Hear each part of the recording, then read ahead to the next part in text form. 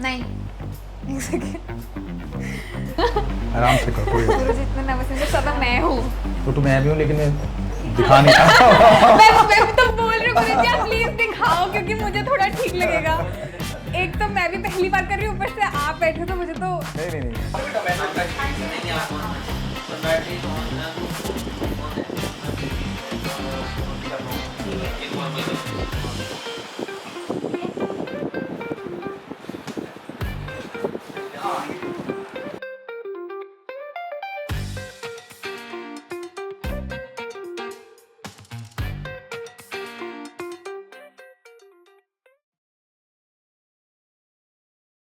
Hi everyone, welcome to mentally yours presented by Mahfuz by सिमरन।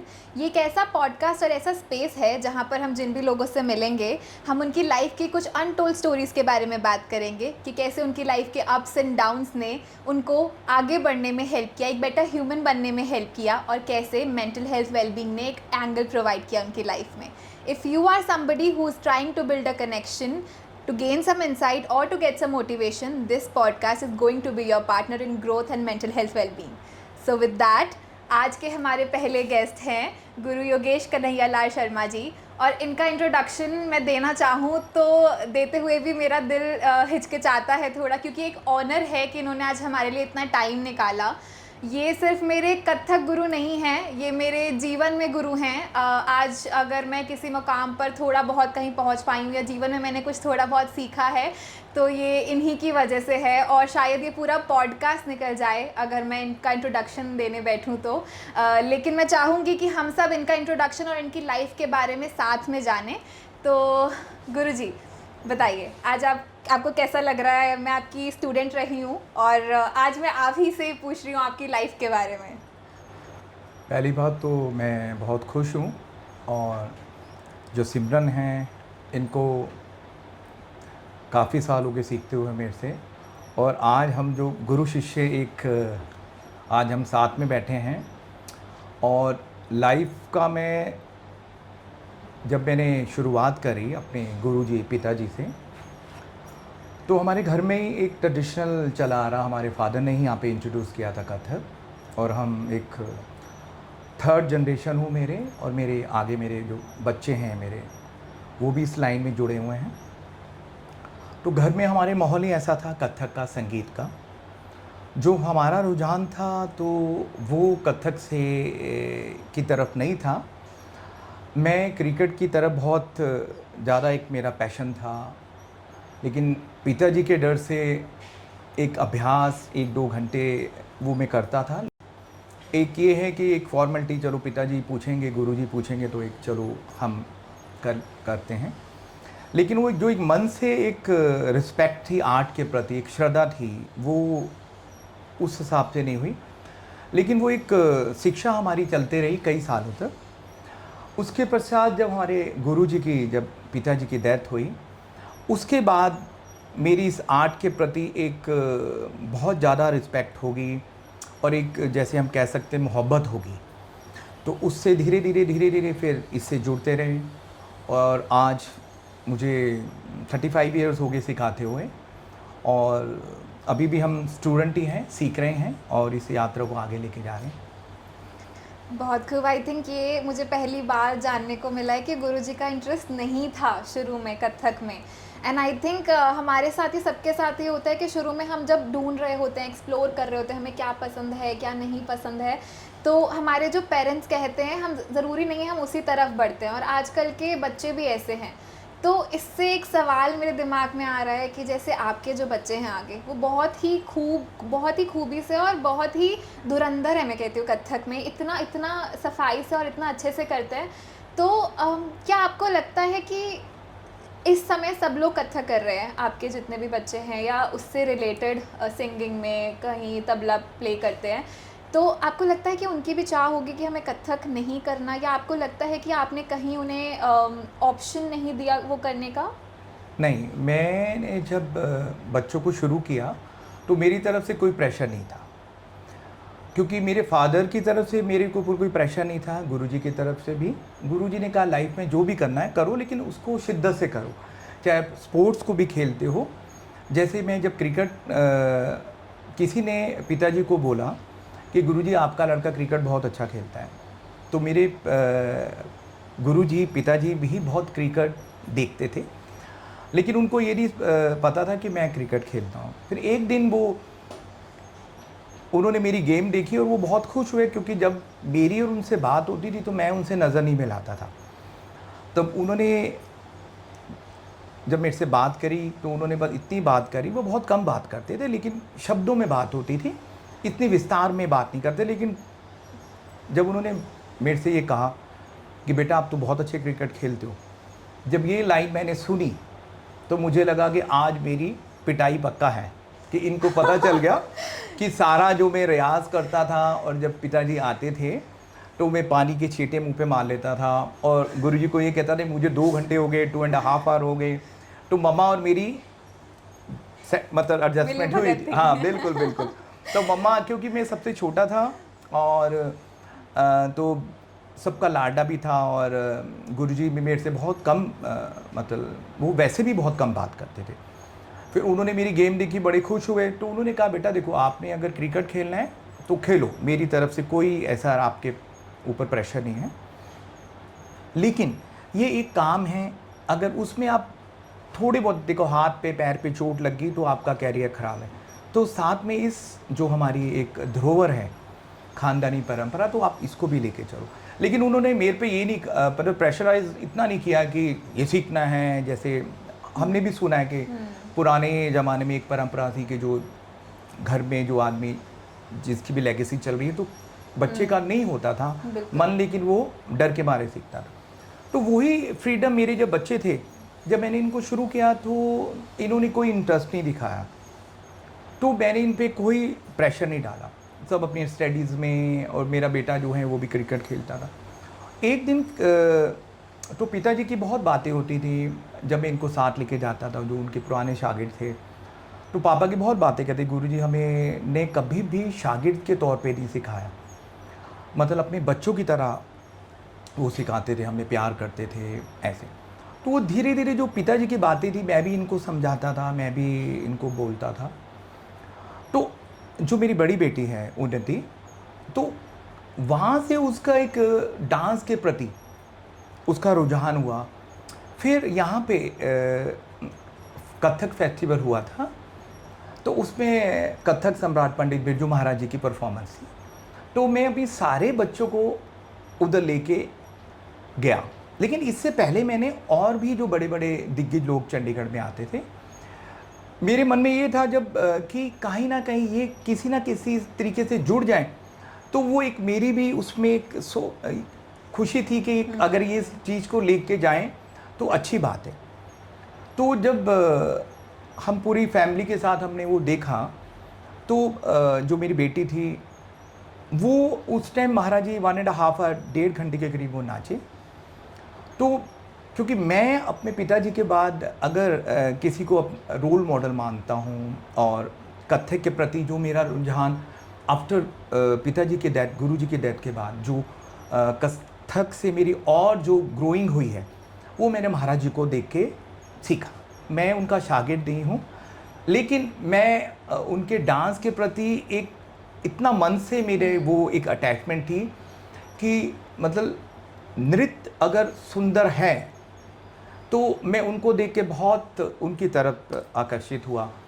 तो मेरे बच्चों ने भी, सब हम लोगों ने जब वो प्रोग्राम देखा, मैं तो मन से जुड़ा हुआ था, लेकिन एक मेरी कोशिश ये रहती कि बच्चे भी सीख। तो उसमें मेरी जो बच्चे थे, तो उस परफॉर्मेंस के बाद उनमें ऐसा हुआ कि उसी रात को सभी, जो मेरी बेटी है, मेरे बेटे हैं, सभी मेरे पास आए, क्योंकि मैंने इनको कभी नहीं कहा कि मैं आपको जोर ज़बरदस्ती से ये आर्ट फॉर्म नहीं सिखाऊंगा। अगर आपको इस लाइन में आना है, आपको मेहनत करना पड़ेगा, उतनी इसकी रिस्पेक्ट करनी पड़ेगी, उतनी ही आपको इज्जत करना पड़ेगा, इसके कुछ रूल्स हैं वो आपको करना पड़ेगा। इसका मतलब ये नहीं कि एक हमारी लेगेसी चली आ रही है तो आप ये सोचें कि आप फादर का नाम है, दादाजी का नाम है, तो एक आपको फ्रीडम है, आप पे ज़्यादा जिम्मेदारी है उस चीज़ की। तो फिर वो ऐसे जुड़े कि उससे फिर वो एक यात्रा ऐसी हुई कि हम लोग सभी मतलब इस आर्ट फॉर्म को अब फैमिली में, जैसे मैं हैं, मेरे दोनों बेटे करते हैं, मेरे भैया का लड़का है वो, और मेरी काफ़ी स्टूडेंट्स हैं जो अब्रॉड में इस आर्ट को लेके जा रहे हैं। लॉस एंजलिस में हैं फादर के डिसाइपल प्राची दीक्षित, जो हर साल फादर की याद में एक उत्सव कराते हैं। रिसेंटली उन्होंने अभी भी एक प्रोग्राम कराया था। तो कहने का भाव ये कि पिताजी की अनगिनत शागिर्द हैं।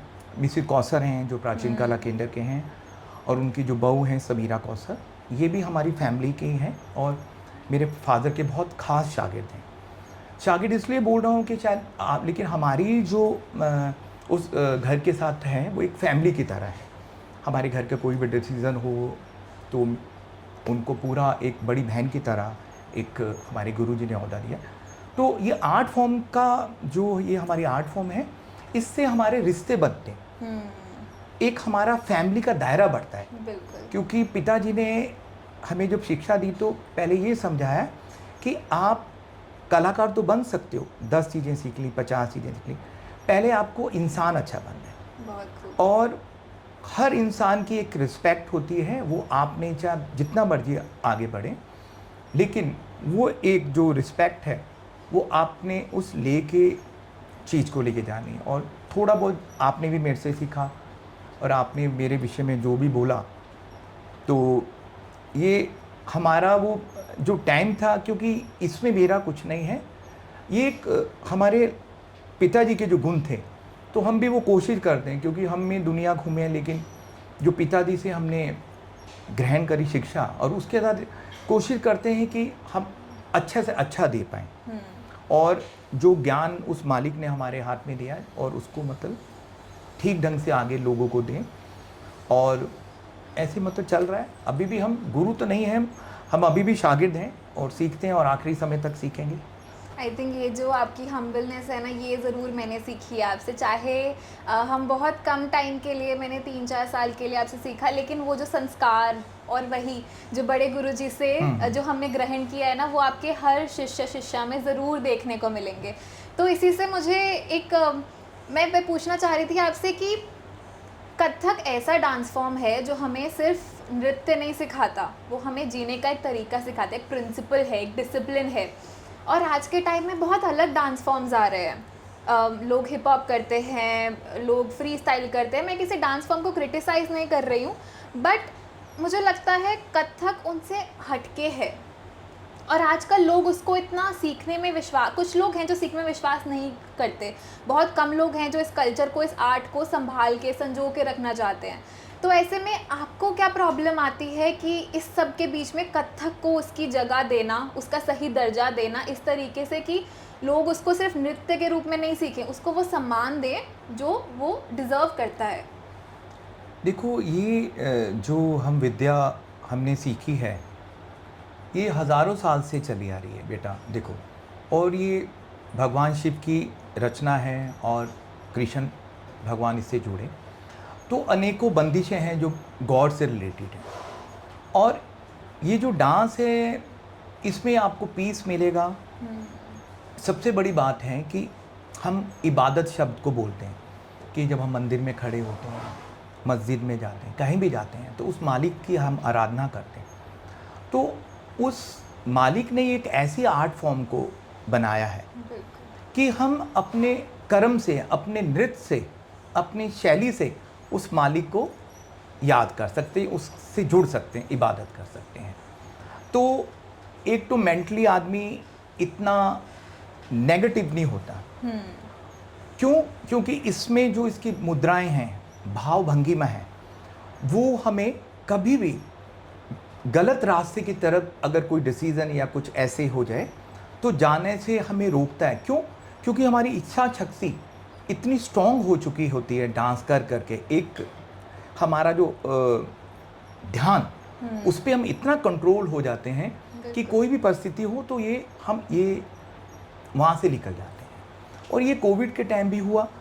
जब कोविड के टाइम काफ़ी टीवी चैनल्स पे एंड और पूरी दुनिया में एक जो प्रॉब्लम हो रही थी, आप मानेंगे जो 2.5 साल का जो पीरियड था, वो मैं अपना एक्सपीरियंस बताता हूँ कि मुझे वो पता भी नहीं चला हुआ ये कि जब रेगुलर हम रूटीन में जो काम करते हैं तो मैं बच्चों की तरफ ज़्यादा टाइम नहीं दे पाता, क्योंकि सुबह निकला रात को निकला, एक दिनचर्या हमारी चल रहा था। लेकिन कोविड के टाइम बिल्कुल सब बंद हो गया था, तो उस टाइम हम लोगों ने डांस और म्यूज़िक के अलावा वो 2.5 साल 2.5 ईयर कैसे निकले हमें पता भी नहीं चला।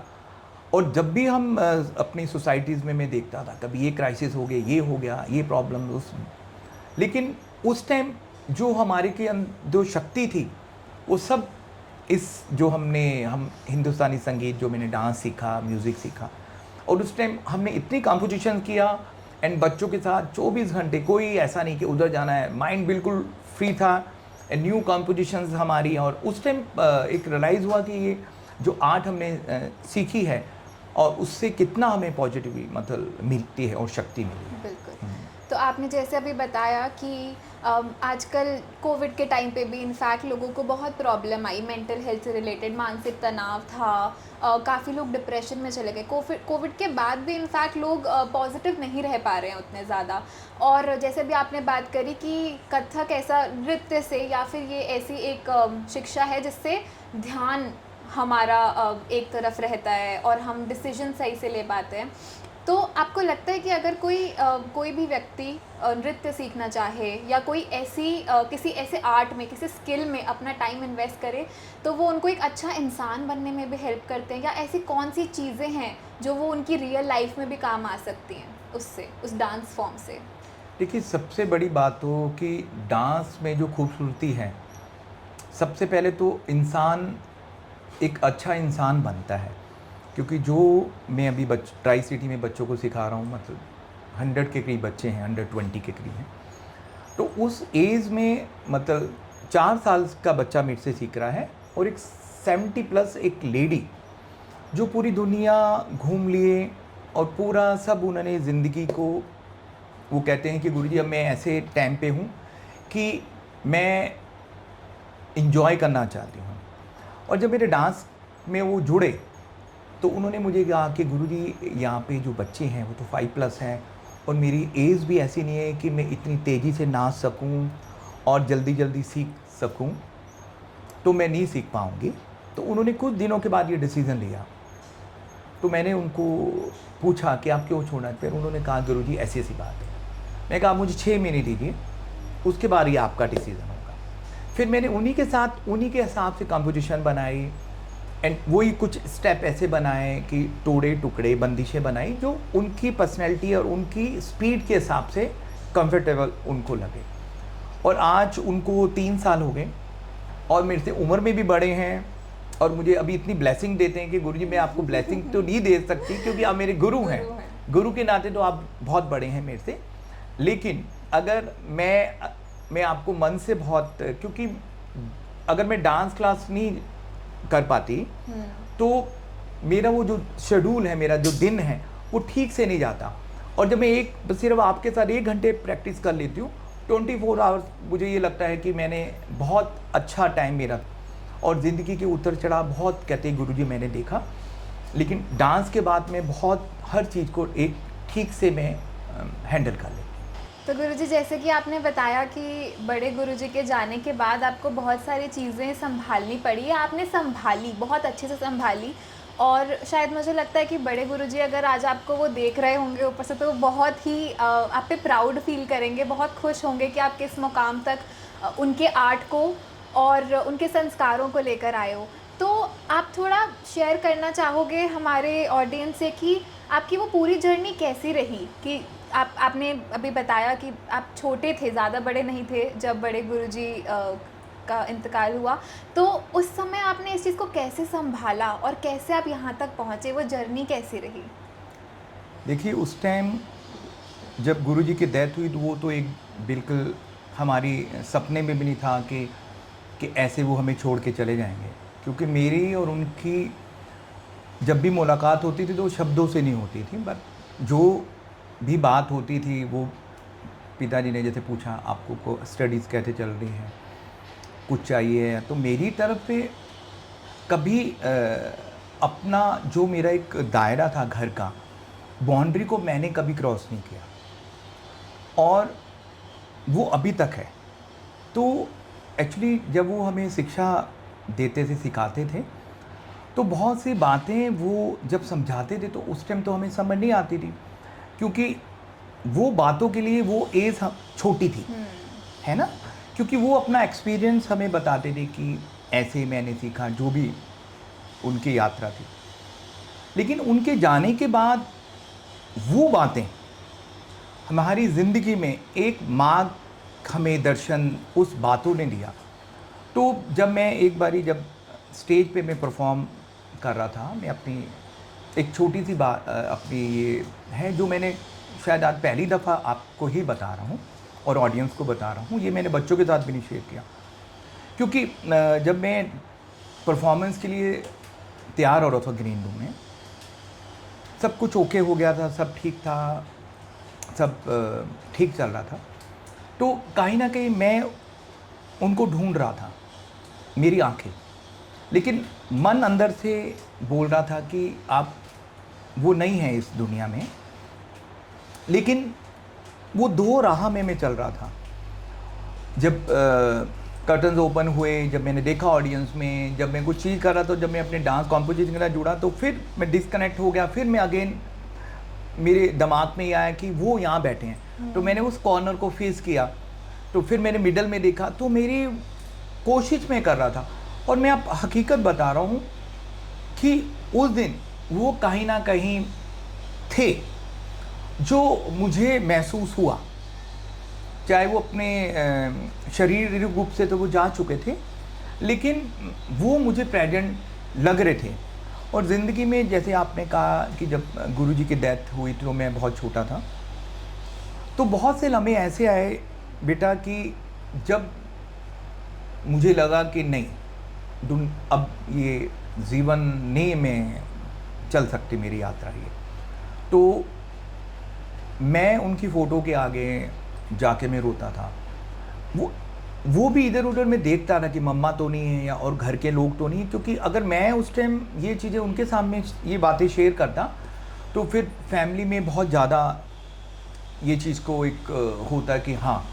लेकिन मैं अंदर से बहुत मेरे एक्सप्रेशन मैंने कभी किसी को दिखाया नहीं कि मैं अंदर से कितना टूटा हुआ हूँ। ज़िंदगी में जब भी मैंने कुछ अचीव किया, जब कहीं भी मैंने कुछ मेरे बच्चों ने अचीव किया, उनको प्रेसिडेंट अवार्ड मिला, मेरी स्टूडेंट को स्कॉलरशिप मिला, वो मेरे मन में ये था कि मैं कभी भी कोई भी काम ऐसा ना करूं कि लोग ये कहें कि ये गुरुजी का नाम बदनाम करेगा ऐसे। तो मैं इसीलिए भगवान को सुबह उनको याद करके मैं यही चाहता था कि कोई डांस का, और आप मानेंगे कि मैंने एक शो में मैं कहीं गया था, तो एक उनकी पुरानी कोई शागिर्द मुझे उस ऑडियंस में बैठे हुए थे, वो आए, तो मैं नहीं जानता था कि वो पिताजी से उन्होंने सीखा था। तो वो बड़े भावुक हुए, ग्रीन रूम में मिले कि बेटा मुझे आपका बहुत अच्छा लगा, आपके बच्चे का डांस अच्छा लगा, आपका पढ़न बहुत अच्छा था, तो मुझे मेरे गुरुजी की याद आ गई। तो फिर ऐसी बातों बातों में फिर उन्होंने बताया कि ऐसे मैं गुरुजी से सीखती थी। जब उन्होंने पिताजी का नाम लिया तो मैं लिटरली, मुझे इतना बड़ा एक ये लगा कि जो मैं आज वो नहीं है, लेकिन कहीं ना कहीं जो मैं काम कर रहा हूँ अपने आर्ट के साथ, और कहीं ना कहीं मैं उधर दिखा उनको। फिर मैंने उनको कहा कि मैं उन्हीं का शागिर्द, मतलब उनका शागिर्द भी हूँ, उनका बेटा भी हूँ। तो वो इतने खुश हुए। और फिर ऐसी बहुत से एक्सीडेंट हुए लाइफ में जो मैंने उन्हीं से शेयर किया, और उन्होंने बहुत मुझे हिम्मत दी। तो मतलब ऐसे कभी मैं भी बहुत बारी टूटा हूँ, लेकिन टूटने का कारण मैंने कभी ना अपनी मिसी से शेयर किया, ना मैंने अपनी मम्मा से किया, ना बड़े भाई से, ना सिस्टर से। मैंने जो भी बात करी वो उनसे ही बात करी, और हमेशा उधर से मुझे एक रास्ता उन्होंने दिखाया कि नहीं, ऐसे नहीं करेंगे, आप इस पे ही करते रहो, सब ठीक होगा। और उसके बाद सब उन्हीं का आशीर्वाद है, जो भी आज थोड़ा बहुत जो नाम है, जो कमाया है, जो आगे करना है, और तो उन्हीं की शिक्षा का है, हमारा इसमें कुछ नहीं है।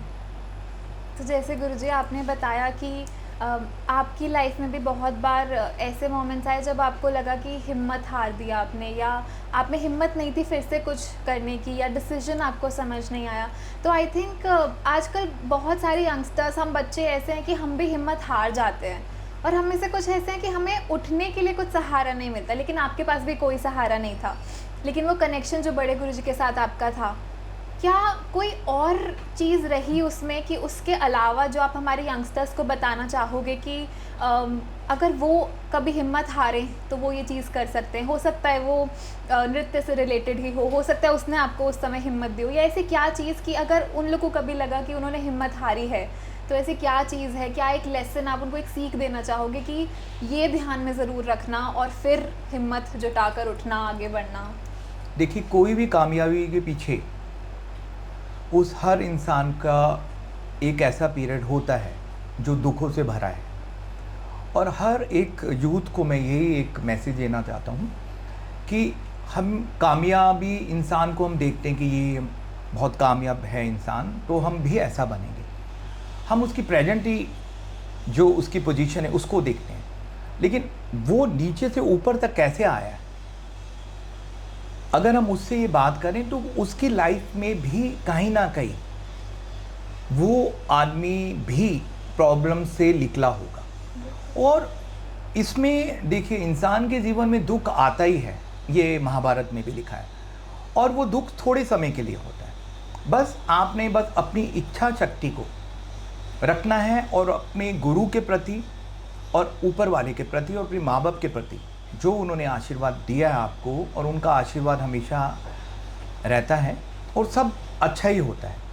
तो मेरी यही जो यंग बच्चे हैं, कोई ऐसे घबराने की बात नहीं है। ज़िंदगी आपका इंतज़ार कर रही है कामयाबी के लिए, दोनों हाथों से, ठीक है? तो ऐसे कोई घबराने की बात नहीं है कि अभी का जो लम्हा है आपके अलग जा रहा है, विपरीत जा रहा है, तो गिरने का, टूटने का, कि नहीं हो सकता, ये थॉट को ज़िंदगी में कभी नहीं लाओ। और अच्छा वक्त आएगा, और ये 100% श्योर है। ये मैं अपना 50 साल का तजुर्बा में बता रहा हूँ, तो ऐसी कोई घबराने की बात नहीं है। तो गुरुजी, जैसे आपने बताया कि जब आप छोटे थे तब बड़े गुरुजी हमें छोड़कर चले गए, तो क्या आपको कुछ रिग्रेट या कोई ऐसा मन में चीज़ रह गई है कि काश अगर मुझे और समय मिलता, मैं उनसे ये शिक्षा ले लेता, या मैं उनसे ये कह पाता, या कोई और चीज़ आप उनके साथ समय और बिताने को मिल जाता? क्योंकि आपने बताया कि आप छोटे ही थे उस टाइम, तो हमें इतनी समझ भी नहीं होती कि हमें उनसे क्या कहना है, या आपने शायद सोचा भी नहीं होगा कि एकदम से ऐसा कुछ हो जाएगा। तो क्या आपके मन में कोई रिग्रेट है इस चीज़ को लेके कि आपको अगर थोड़ा समय और मिल जाता तो आप वो चीज़ ज़रूर करते उनके साथ? हाँ, ये मुझे दुख बहुत लगता है, क्योंकि जब हम गुरुजी के साथ थे, फैमिली के साथ थे, तो हमारी फाइनेंशली इतने हम स्ट्रांग नहीं थे। और मैं जब अपने फ्रेंड्स को देखता था, उनके घर में टीवी से, व्हीकल से बहुत, वो, लेकिन हमारे घर में वो चीज़ें नहीं थी। लेकिन कहने का मेरा भाव है कि हम उस समय भी बहुत ज़िंदगी को जी रहे थे, बहुत खुशियाँ थी। अब गुरुजी पूरी अपनी परिवार को बहुत खुश रखते थे, लेकिन हमारा ऐसा नहीं रहा। अब जैसे आफ्टर गुरुजी के डेथ के बाद मैंने गाड़ी मेरे पास आई उसके बाद मैंने घर लिया, और बच्चे, नाम, इतना जो भी, चलो अगर कहीं भी कुछ अच्छा होता है, तो अगर वो होते तो उनको मैं ज़रूर, ये लगता है कि आज अपनी गाड़ी में उनको बैठाता और एक लॉन्ग ड्राइव पे लेके जाता, अपना घर है जो कमरा है उनको दिखाता, तो कुछ भी मेरी अचीवमेंट होती है तो वो तो बेटा ज़िंदगी भर रहेगा। क्यों? क्योंकि उस टाइम मैं इतना सक्षम नहीं था, समय ऐसा परिस्थिति नहीं थी कि ये चीज़ें उनके साथ में शेयर कर पाया। और लेकिन कहीं ना कहीं जैसे भी कुछ जो भी अच्छा होता है तो वो हमें दिखते हैं, और उनकी ब्लेसिंग तो देखिए यार, जो भी है वो उनकी ब्लेसिंग का ही है, उनकी शिक्षा का ही है। और वो शिक्षा ऐसा देते थे कि वो एक बंदिश को सिखाते थे, तो उस बंदिश के 5 कैसे प्रकार बनते हैं, तो उनकी डेथ के बाद ये चीज़ें हमने बहुत सीखने को मिली कि जैसे एक कॉम्पोजिशन उन्होंने सिखाया कि बेटा देखो इसका दूसरा पार्ट कैसे बनेगा, इसका तीसरा रूप कैसे बनेगा, चौथा कैसे मतलब एक ही बंदिश के उन्होंने अनेकों रास्ते बता दिए। तो वो एक चीज़ हमारी शिक्षा में गुरुजी ने दी जो अभी तक चलता है। जब भी मैं कोई कॉम्पोजिशन करता हूँ तो मैं उससे संतुष्ट नहीं होता। ये शायद आपको भी याद होगा। तो मैं उसका सेकंड करता हूँ, सेकंड में भी नहीं, इधर कुछ यार ये बात नहीं बनी, ऐसे ऐसे क्यों?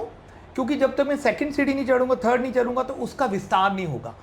तो वो ये कहते थे कि कॉम्पोजिशन का विस्तार होना बहुत ज़रूरी है। विस्तार का मतलब एक हमने पौधा लगाया तो वो एक वृक्ष के रूप में बड़ा होगा, फिर वो फूल, उसमें जो फल आएंगे वो। तो ये उनका सिखाने का तरीका था, जो वो सोच को मैं भी कोशिश करता हूँ कि इतनी जल्दी कॉम्पोजिशन से मैं नहीं होता संतुष्ट कि नहीं यार इसमें ये भी होना चाहिए, इसमें ये भी कर सकते हैं, यहाँ कमी रह गई है इसमें।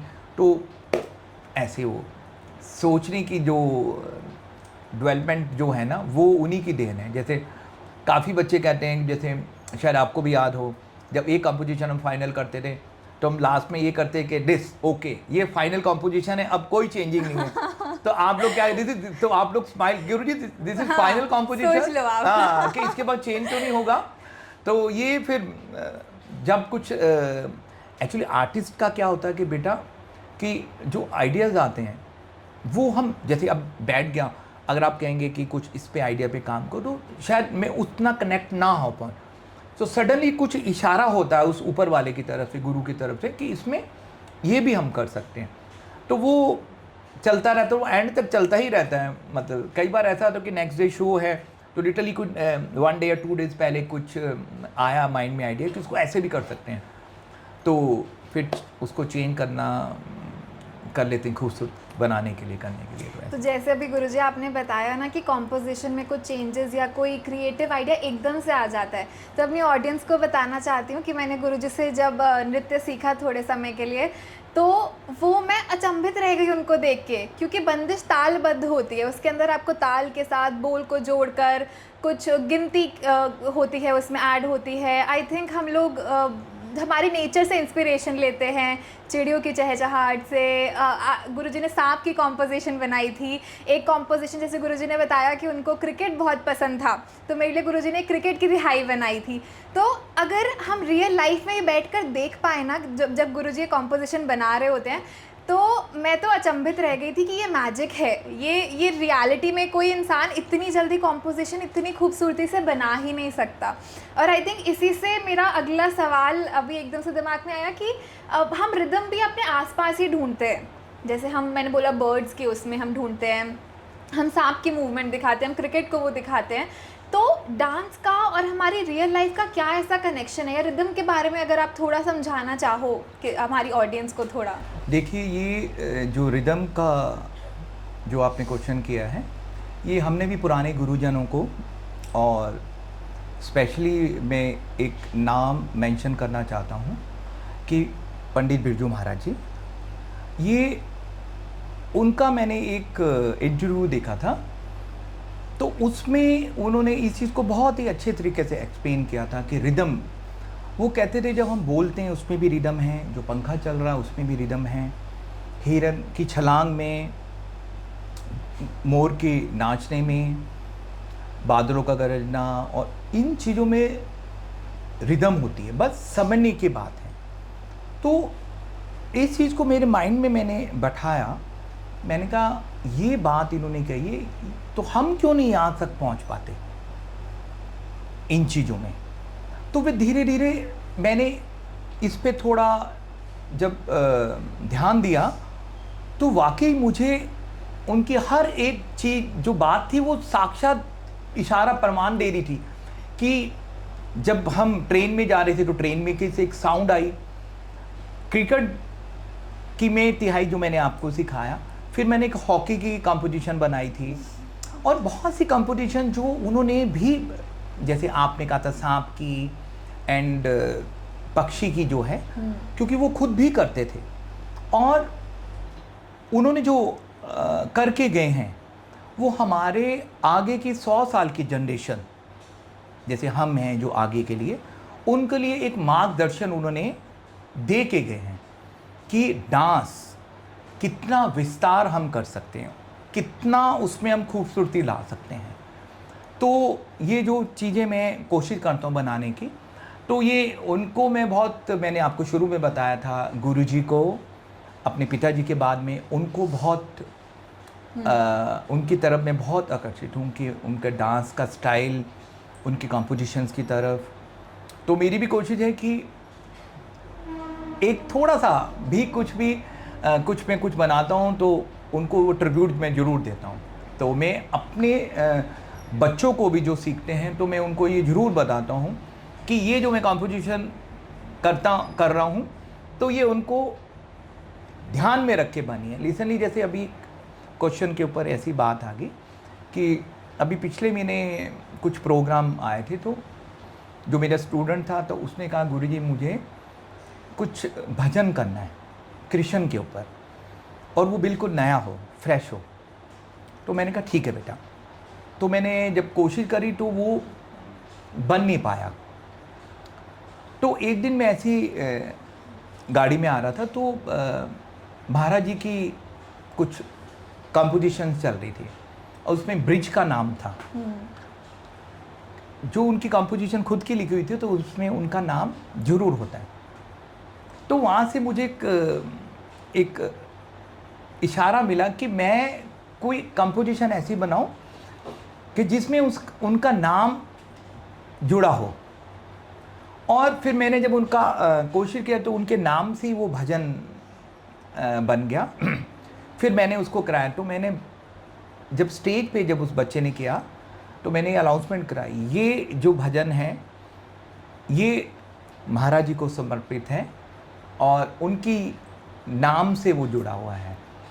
तो एक कोशिश थी और ऐसे चलता रहता है। वो भी उनका आशीर्वाद होता है जब भी इशारा मिलता है कि चलो आज वो जहाँ भी हैं लेकिन मेरे दिल में तो हैं। मेरे पिताजी और महाराज जी दोनों मेरे दिल में बसे हुए हैं। तो कुछ भी कोशिश, जो भी जितने भी दिन हैं आगे के, कोशिश करेंगे कि कुछ नया करें तो मेरे दोनों गुरुओं को समर्पित हो और उनकी आशीर्वाद लेने की कोशिश करता हूँ। तो गुरुजी, जैसे मेरी ज़िंदगी में मैंने कथक पहले भी सीखा था अपने पिछले जो गुरु रहे उनसे।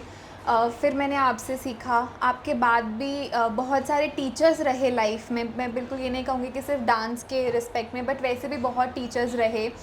लेकिन आपसे मुझे जीवन में कुछ ऐसा सीखने को मिला जो मुझे बहुत, मैं किसी को डिमीन नहीं करना चाहती कि वो अच्छे गुरु नहीं, वो बहुत उन्होंने मुझे दिल से शिष्य माना और बहुत अपना समझ के सिखाया। लेकिन शायद कहीं होता है कि आपका और आपके गुरु का कनेक्शन बन जाता है। मैं आप सबको बताना चाहूँगी कि ऐसा भी टाइम था मेरी लाइफ का जब मैं बिल्कुल कॉन्फिडेंट नहीं थी। मैं खुद को लेके बिल्कुल भी प्रेजेंटेबल नहीं दिखा सकती थी। लेकिन मैंने उस सब से, मैं उस फेज़ से निकली तो वो गुरुजी की वजह से। शायद वो टाइम भी मुझे याद है कि मुझे डांस सीखने के बाद घर जाना होता था तो गुरुजी को मेरी शक्ल देख के पता चला था कि इसके पास अभी पैसे नहीं हैं। जबकि ऐसा नहीं है कि मैं कहूँगी कि मेरा बैकग्राउंड, फैमिली बैकग्राउंड या फाइनेंशियल बैकग्राउंड कुछ बहुत कॉम्प्रोमाइज़ था, बट उस समय घर से पैसे लेने में बहुत शर्म आती थी। तो गुरुजी का सिर्फ शक्ल देख के वो मुझे बता देते थे कि इसको भूख लगी है और ये घर से खाना नहीं लाई है। उस टाइम तो मैं हॉस्टल पीजी में रहा करती थी। या वो मेरी शक्ल देख के बताते थे कि इसके पास पैसे नहीं है, तो मैं बोलती थी मुझे नहीं चाहिए। तो बोलते तो रख, मुझे पता तेरे पास बहुत पैसे, बट तो ये भी रख। तो मुझे लगता है वो जर्नी जो मैंने देखी है आपके साथ, चाहे वो बहुत लंबे समय की नहीं थी, लेकिन उस कम पीरियड में मेरा आपसे जो कनेक्शन बना वो और कहीं किसी के साथ नहीं बना। तो ऐसे में लोग ढूंढना चाहते हैं अपने आसपास गुरु की, हम किसे गुरु माने। जैसे आप मेरे कथक गुरु हो, लेकिन मैं मानती हूँ कि आप मेरे जीवन में गुरु हो। तो ऐसे में अगर जो लोग गुरु ढूंढना चाहते हैं तो वो कैसे गुरु ढूंढे? क्या गुरु ढूंढने पे मिलते हैं, या आपने अभी बताया कि गुरु का होना बहुत ज़रूरी है, तो कैसे गुरु की परख करें? देखिए, गुरु हर इंसान को लाइफ में सभी होना चाहिए।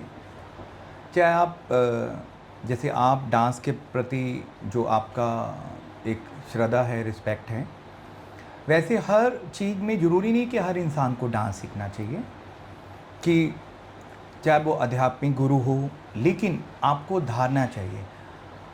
महाभारत अगर आपने पढ़ी हो या यूथ ने पढ़नी बहुत ज़रूरी है, उसमें आपको सब चीज़ें सीखने को मिल जाएंगी। और गुरु अगर हैं तो आपको सही मार्गदर्शन दे सकता है और इस लायक आप बन सकते हो कि ज़िंदगी के उतर चढ़ाव में आप सक्षम हो और इस यात्रा में मंगलमय और सब अच्छा हो आपका। तो गुरुजी, जैसे हम आजकल देखते हैं कि हर आर्ट, हर कल्चर पैसों से जुड़ गया है कहीं ना कहीं। हम मानते हैं कि पैसे बहुत ज़रूरी हैं, अपनी शायद आर्ट को आगे लेके जाने के लिए भी हमें सपोर्ट चाहिए होता है। लेकिन आपका क्या विचार है इस बारे में कि आर्ट को आजकल लोग या स्किल को, जो हमारा नृत्य है, जो इतना प्योर फॉर्म है, उसको लोग पैसों से जोड़ने लग गए हैं और शायद उसकी तवज्जो उन्होंने खो दी है कहीं ना कहीं उन पैसों के चक्कर में। तो आप उस बारे में क्या कहना चाहेंगे? देखिए, ये आर्ट को हम पैसों से तो तोल नहीं सकते, क्योंकि जब हमने शिक्षा ली तो हमारे पिताजी का भी माइंड में कुछ मनी का कुछ था नहीं। उन्हें ज़िंदगी में इतना शागिर्दों को बनाया, और हिंदुस्तान में भी हैं और बाहर भी हैं, लेकिन वो पैसों की तरफ कभी वो उनका एक आकर्षण नहीं हुआ कि इस आर्ट को मैंने पैसों से तोड़ना है।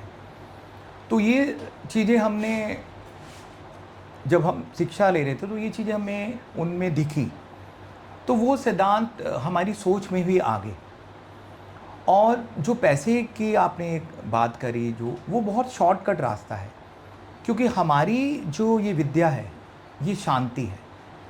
आप नींद अच्छी से लो, अच्छा दो, अच्छा सोचो। अगर आप पैसे की तरफ भागेंगे तो बहुत सी चीज़ें आप सीख नहीं पाओगे, और सीखने के लिए आपको मन में शांति होना चाहिए। और ये जो आर्ट से आप जुड़े हैं, हम लोग जुड़े हैं, तो इस एज में हम ये नहीं कह सकते। अब जैसे मैं 50 साल का होंगे तो मैं आपकी नज़र में मैं आप जैसे गुरुजी हूँ, लेकिन मुझे पता है कि मैंने अभी बहुत सीखना है। मेरी उम्र छोटी है, लेकिन जो मेरी यात्रा है उसमें मैं बहुत कुछ सीखना है। तो सीखने में कोई एक उम्र नहीं होती, हर कलाकार को सीखना चाहिए। देखिए, हर समय जब हमारे पिताजी ने सीखा था, वो एक अलग ऑडियंस थी, अलग पहनावा था, अलग सोच के लोग थे। अब हमारा जो संगीत है ये अलग सोच है, नई जनरेशन है, ऑडियंस भी नई है, उनको न्यू न्यू आइडियाज़ के साथ कॉम्पोजिशन करनी है, दिखानी है। तो ये हर आर्टिस्ट को मेरी जो एक सोच है वो उसको क्रिएटिव होना चाहिए। क्रिएटिव का मतलब ये है कि उसको हर समय के लिए तैयार रहना चाहिए, और मन में ये होना चाहिए कि मैं एक शागिर्द हूँ, मैं एक स्टूडेंट हूँ, मैं एक गुरु नहीं हूँ। क्योंकि मैंने बड़े बड़े गुरुओं से जाके मैंने ये बड़े बड़े जो गुरु लोग हैं उनसे मैंने क्वेश्चन किया, तो वो यही कहते थे, बेटा आज मुझे 80 ईयर्स 80 साल हो गए, लेकिन मुझे इस उम्र में आके भी यही लगता है कि मैंने अभी कुछ भी नहीं सीखा। मेरा अगला जन्म भी इसी आर्ट से जुड़े, मैं आगे अगले जन्म में भी सीखूं। तो ये सोच हमें बताती कि ये एक ऐसी आर्ट है जो अंतहीन है। इसको हम किसी एरिया में इसको ये नहीं कर सकते कि मुझे 80 इयर्स का एक्सपीरियंस है, 90 इयर्स का एक्सपीरियंस, 100 इयर्स का एक्सपीरियंस है, तो मुझे सब चीज़ें आ गई या विद्या आ गई। नहीं, ये अंतहीन विद्या है। बस यही है कि ईमानदारी से अपने गुरु के प्रति एक समर्पण रखो, रियाज करो और अच्छा सोचो। और मालिक सबको देता है।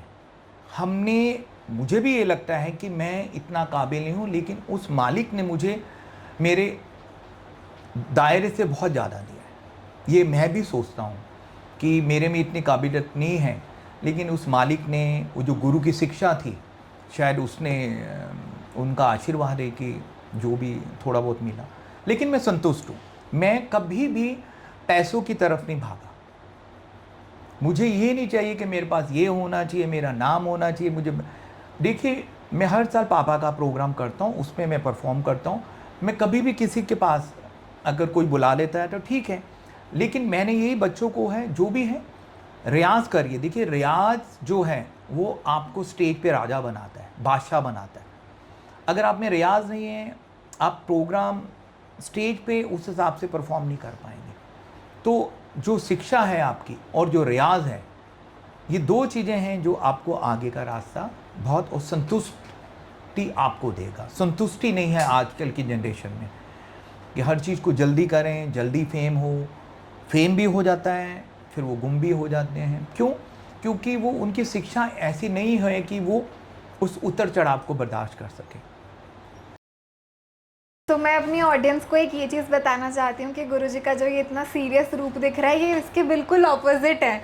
आई थिंक इसलिए सबका गुरुजी से इतनी जल्दी कनेक्शन बिल्ड हो जाता है, क्योंकि गुरुजी इतना लाइट मूड में, इतने फ़नी तरीके से सब चीज़ कराते हैं।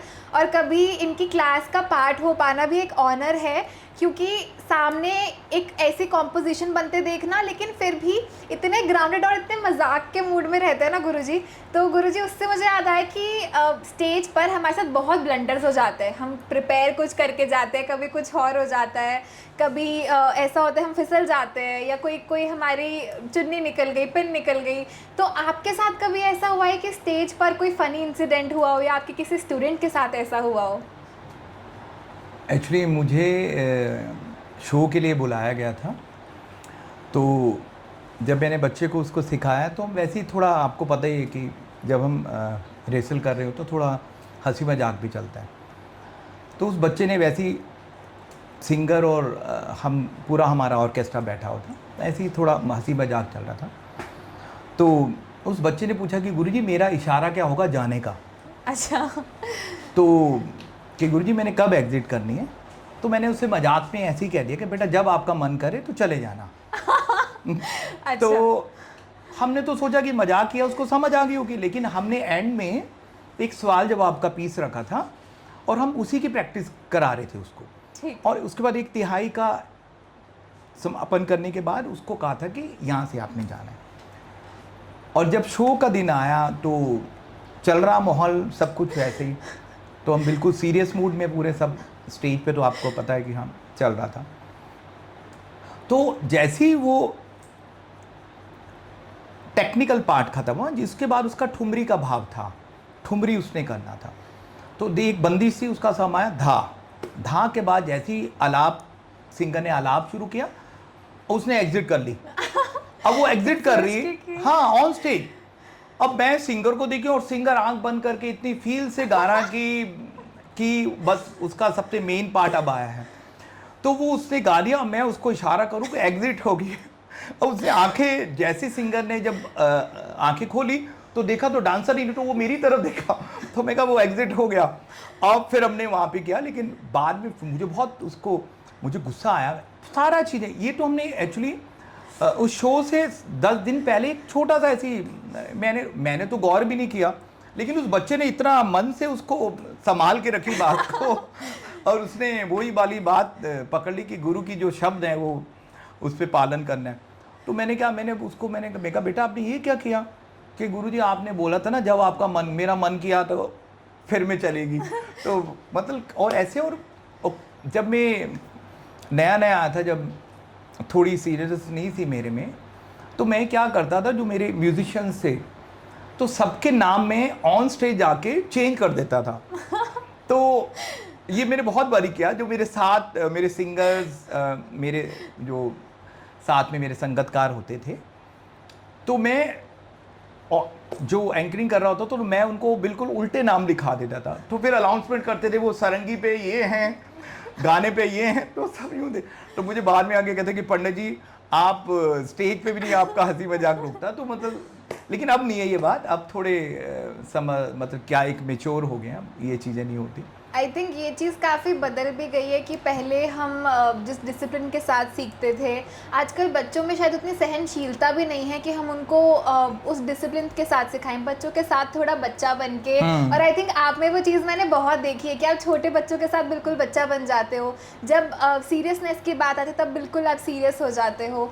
तो इसी से मुझे एक और सवाल आ रहा है कि जैसे जो बड़े गुरुजी हैं उनके नाम पर आपने एक अकेडमी स्टार्ट करी है, गुरु कन्हैया लाल नृत्य कला संगम।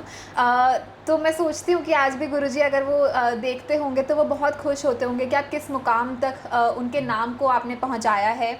तो आप उस लेगेसी को आगे लेकर कैसे जा रहे हो, किन सिद्धांतों पर लेकर जा रहे हो, और आपके फ्यूचर प्लान्स क्या हैं इसको लेकर? आने वाली जनरेशन आपसे सीखना चाहे या इस कला को सीखना चाहे तो क्या प्रिंसिपल्स हैं, क्या चीज़ें ज़रूरी हैं जो शायद गुरुजी की शिक्षा हो, जो आप आगे हमारी ऑडियंस को बताना चाहें? देखिए, हर साल हमारी ये कोशिश है कि गुरुजी की याद में 2 फंक्शन हम लोग करवाते हैं, और उसमें जो यूथ है हमारा, क्योंकि ये क्वेश्चन काफ़ी पेरेंट्स आके करते हैं, और मेरा कहीं भी इंटरव्यू होता है तो प्रेस वालों का ये एक पेट क्वेश्चन होता ही है कि आज की जनरेशन इस आर्ट से दूर जा रही है और इसके आर्ट के प्रति समर्पित नहीं है। ये क्वेश्चन मुझे हर बार मेरे से पूछा जाता है, लेकिन मैं इससे सहमत नहीं हूँ, क्योंकि मुझे लास्ट 35 ईयर्स हो गए सिखाते हुए। अभी भी मेरे 2 स्टूडियोज़ हैं जो गुरुजी की नाम पे हैं, गुरु कन्हैयालाल नृत्य कला संगम। एक चंडीगढ़ में है उसका ब्रांच, और एक ज़ीरकपुर में है। तो वहाँ पे बच्चे आते हैं, सीखते हैं, और हर साल उनकी याद में हम ये 2 इवेंट कराते हैं। तो हमारी कोशिश ये होती है कि जो यूथ है, जो टैलेंट है हमारा, हम उसको इंट्रोड्यूस करते हैं। कि जो पेरेंट ये सोचते हैं कि इसमें बच्चे जुड़ नहीं रहे हैं, टैलेंटेड बच्चे नहीं हैं, और लेकिन इस क्वेश्चन से मैं सहमत नहीं हूँ, क्योंकि मैं कॉलेज में भी जाता हूँ, बिल्कुल स्कूल्स में भी सिखाता हूँ, तो बिल्कुल फ्रेश बच्चे होते हैं। तो मेरी एक जो सिखाने का, शिक्षा देने का है कि मेरी ये कोशिश होती है कि जो सामने बच्चा है या जो भी पात्र है, तो पिताजी की कोशिश ये होती थी गुरुजी की कि जैसे सामने पात्र है उसको उसी के हिसाब से कॉम्पोजिशन सिखानी चाहिए। तो ये मेरी कॉम्पोजिशन में है। जैसे एक फ़ीमेल का एक अलग पोस्टर होता है, एक अलग बॉडी लैंग्वेज एंड ग्रेस एक अलग होता है, एक मेल का अलग होता है। तो मेरी कोशिश ये रहती कि मेल अगर उसमें वीर रस है तो वो कॉम्पोजिशंस वीर रस में वो कंफर्टेबल रहेगा। एंड कोई बच्चा कर रहा है, अगर उसकी बॉडी में ग्रेस है, अगर उसका भाव पक्ष बहुत अच्छा है, तो कॉम्पोजिशन का रंग ऐसा हो कि जो उसके शरीर पे अच्छी लगे। ये नहीं कि जो मेल कॉम्पोजिशन है वो फीमेल के ऊपर। ये पिताजी की सोच थी। तो पिताजी कहते थे कि पात्र को देख के कॉम्पोजिशन सिखानी चाहिए। जो बेसिक हैं वो तो सबके लिए सब सेम हैं, जो भाव हैं जैसे भी हैं, हस्तक हैं, जो टेक्निकल पार्ट है हमारा फुटवर्क का, लेकिन बंदिश का रंग जो डांसर है उसके हिसाब से बने, जो कंफर्टेबली वो उसको एंजॉय कर सके। तो ये कोशिश रहती है, जिसमें जो हमारे जो बड़े लोग हैं, सीनियर, तो वो इस चीज़ को महसूस भी, वो मुझे बोलते भी हैं कि आप ने काफ़ी चेंज किया है हस्तक को, कंपोजिशंस को, गुरुजी का अंदाज़ जो था उसको आगे अपने एक। तो ये देखिए, शिक्षा उन्हीं की दी हुई है। अगर कोई आदमी, कोई कलाकार मुझे बोलता है कि ये गुरुजी का ये अंदाज़ है एंड आपने ये किया है, तो ये इसमें उन्हीं की शिक्षा का ही सब आशीर्वाद है कि कुछ मैं अगर 1 स्टेप 2 स्टेप आगे बढ़ रहा हूँ, इसका मतलब कि मैंने जो सीखा है गुरुजी से उसका विस्तार कर रहा हूँ। अगर कोई चीज़ मैं खंडित करता हूँ तो वो दुखदायी होती है कि हाँ, कि इतना बड़ा एक नाम है और आगे जो उनके बच्चे हैं तो वो इस हिसाब से उस चीज़ को, और इसी सोच से ही मेरी बेटी है, मेरे बच्चे हैं, जो मेरे शागिर्द हैं, तो उनमें हम यही सोच डालते हैं। कोई भी गुरु है किसी भी घराने का, वो सारे पूजनीय हैं। ये हमारी सोच है, गुरुजी की भी ये सोच, क्योंकि गुरुजी ने कभी भी किसी आर्टिस्ट को क्रिटिसाइज़ नहीं करा कि उसमें ये है, उसमें ये कमी है, ये। तो वो बहुत सुंदर तरीके से उसका तारीफ़ करते थे, और हमारी भी यही सोच है।